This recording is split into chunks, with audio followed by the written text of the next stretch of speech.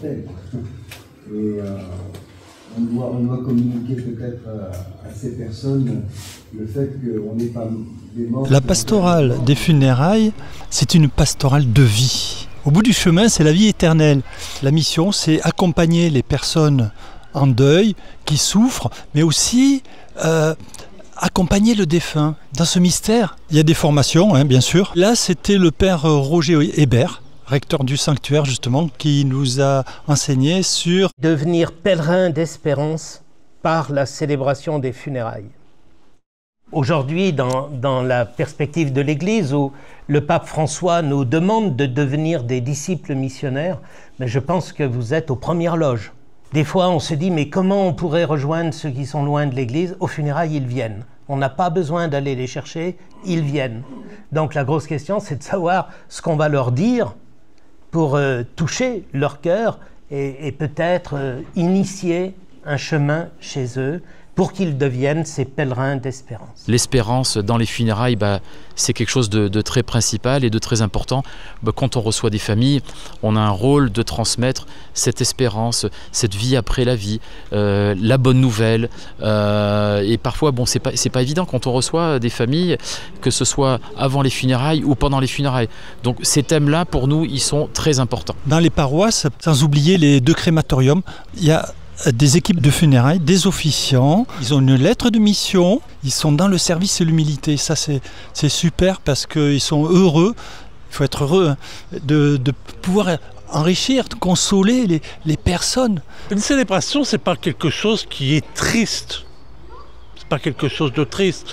On est là d'abord pour apporter, de dire il y a quelque chose après la mort physique, il y a quelque chose, il y a la vie éternelle. Il faut que chacun soit dans son milieu naturel. Et nous, notre milieu naturel, c'est Dieu. Donc, évangéliser, c'est un acte de charité extraordinaire qui consiste à vouloir remettre chaque être humain dans son milieu naturel qui est Dieu. Je suis médecin, urgentiste, et j'ai exercé pendant 40 ans au SAMU. Donc 15 ans de chef de service à la fin.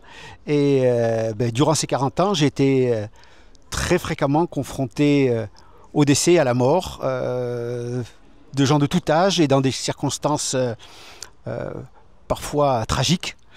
Et disons que j'abordais la mort, mais plus un aspect professionnel, médecin, où il fallait après parler avec les familles éventuellement pour annoncer le décès du proche qu'on avait tenté de réanimer.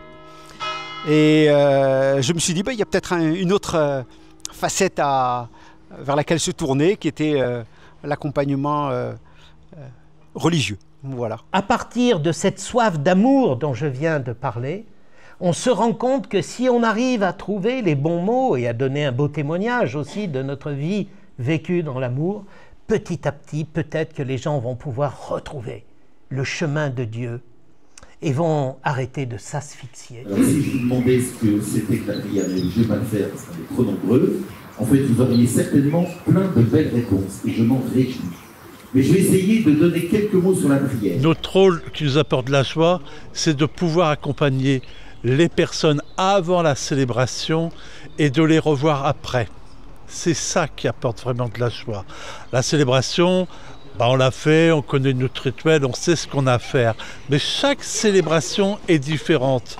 Alors le fait de les rencontrer avant et de pouvoir, s'ils veulent revenir à la paroisse, de les rencontrer à nouveau, voilà, ça c'est de la joie. On accueille donc les personnes, les familles, il y a un avant et un après. Et on voit que le Seigneur agit. Donc ça motive de savoir qu'on n'est pas seul.